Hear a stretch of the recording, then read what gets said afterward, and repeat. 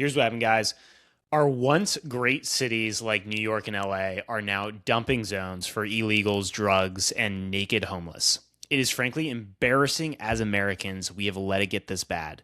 Like I said yesterday, we have a crisis of courage in this country. There is so much potential in our country. The conversations I've had with hardworking, decent Americans, American small business owners, gets me excited for America's future. But we have a lot of mess we need to clean up in our cities and towns, like the homeless encampments next to playgrounds and this hidden tax called inflation that has stolen the future and livelihood of younger generations. And a dollar today is worth roughly half the value of a dollar back in 2000.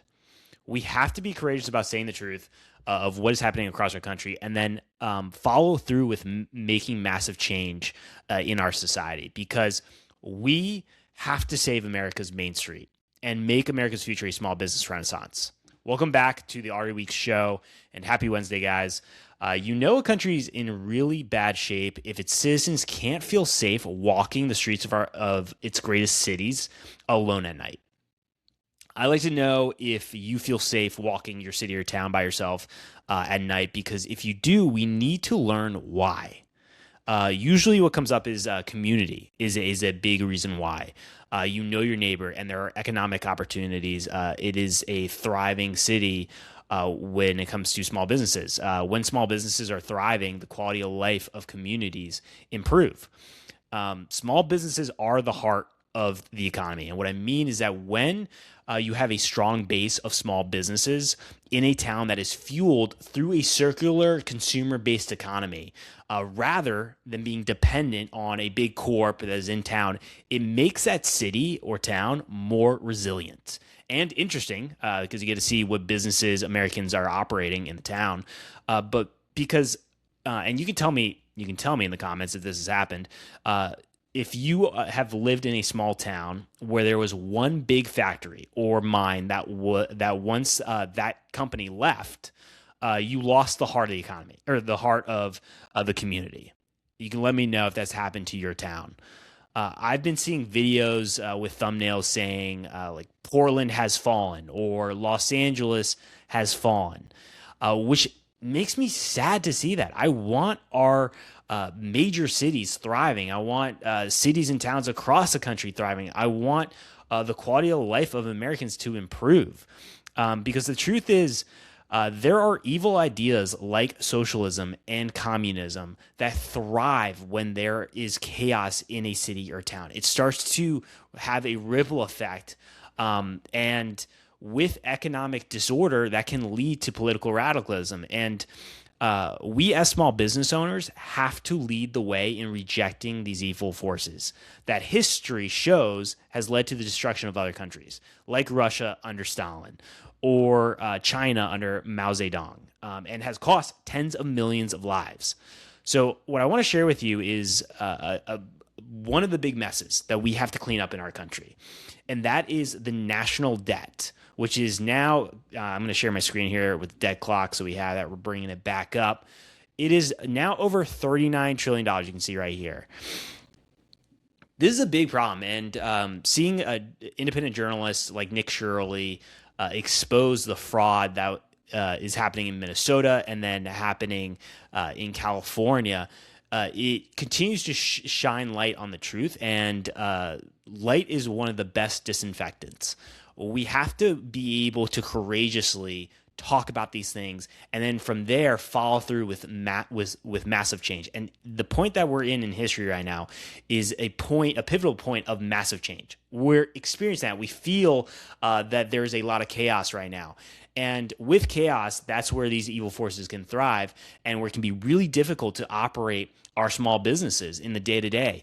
But this is where we, as small business owners, and it is not fair, we've been put in this position, we got to lead by example here.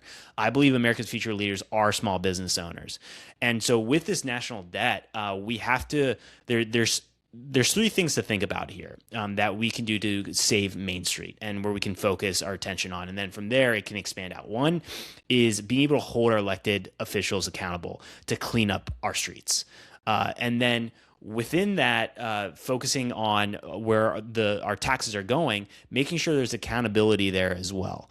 The, what what we can notice, and again, independent journalists are covering this. One example is Nick Shirley with fraud that's being covered. There is a lot of corruption that is out there, and I could create a whole compilation of politicians saying how corrupt Washington is.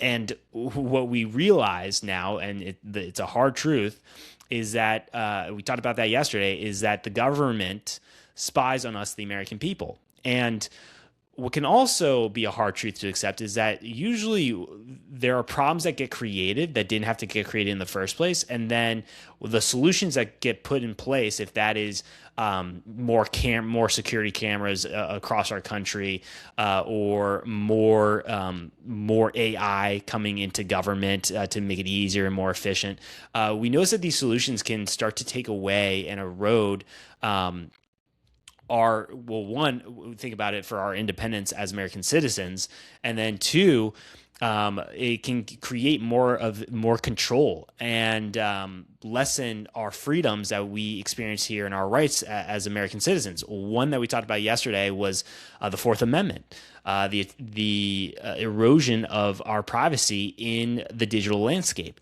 and then the other one that we must continue to preserve is our freedom of speech. That right, we cannot take that for granted. When it comes to censorship, one of the most powerful forces in censorship in this country is self-censorship. And as Americans, when we see that there are problems that are going on in our towns and cities, we have to be courageous to speak about them with others, just in conversation, and then from there to determine what can be the action we can take moving forward to make sure that we have thriving cities and towns. And one of those comes back to making sure that there is a thriving small business community in your city or town.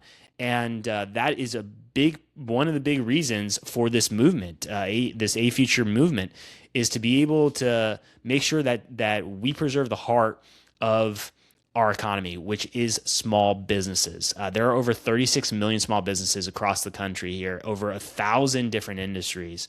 And when we're able to have when we're able to have small businesses that are thriving in our communities, the quality of life of our communities, as I said, it improves. So one other journalist that I saw his video, this is Peter Santarillo. This video I saw, which was titled "Poorest Region in America, West Virginia," is where the poorest region in America, where he went to, and to hear the people there. And to realize, wow, some of these people are very intelligent. Others are curious, and there's also a willingness to want to share their stories. Within all of that, it's realizing that there is so much potential here. When it comes to our country, it can be easy to forget at times that we have immense potential in our country. That this country is the greatest country in the history of the world. To think of our generosity, the amount of money that we are voluntarily giving to charities, the amount of when it comes to amount of opportunity we have here to be able to start with just small amount of resources and then go out there and achieve the American dream. It's incredible. And the amount of people that we have within our communities and the vibrancy of creativity and ideas, that is something that is really incredible about our country, is that we have such an immense amount of creativity. But over the last decades, we've gotten more and more to a point now where convenience and freedom are going to become incompatible here. And we are at this fork in the road of, and you can notice it even with movies where the creativity has started to go down, and our cities and infrastructure, especially in the major cities, it feels like there's a lot of work that could be done to clean up some messes.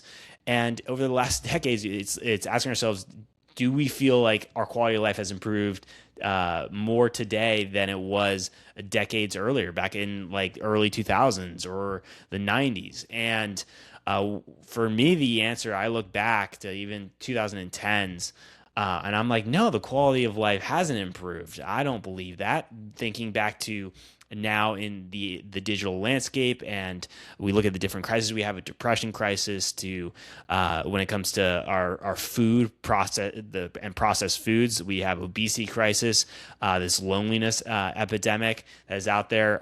It has gotten to a point where we, as I said yesterday, we got to ask ourselves, has technology reached this plateau, and is there an opportunity here for us to come back to small businesses leading the way here and making small businesses a priority? Thinking back in the history of the United States, how we were predominantly the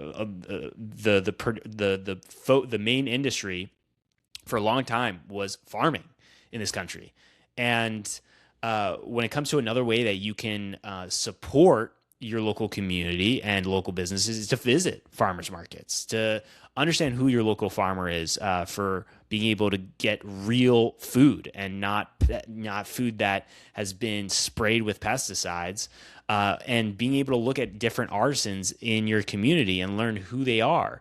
And then another way that we can continue to save Main Street is to figure out where local small businesses can support our everyday needs. And of course, I understand that not every single thing we're going to be able to get from small business. I go to bigger grocery stores to be able to get different items for produce. I like for thinking back to personal products, to produce, to just everyday services you may need.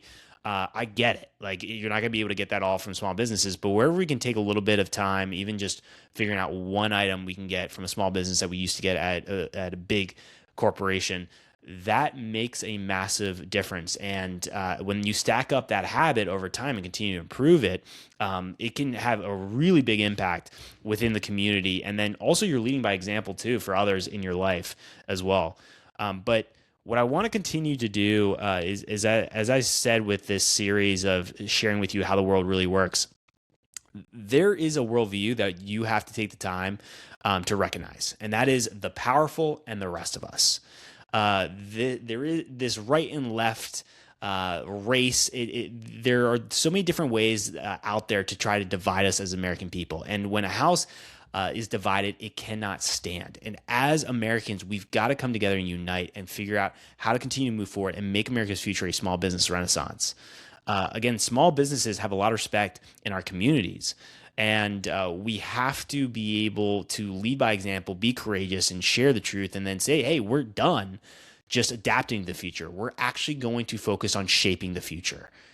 And so if you are a small business owner who wants to connect with other small business owners that care about this country, that want to continue to make sure that our kids and grandkids can achieve our future grandkids and future kids can achieve the American dream, that you can join us in Charleston, South Carolina on January 14th and 15th, 2027 for A Future Fest. This is where you can register, is afuturefest.com.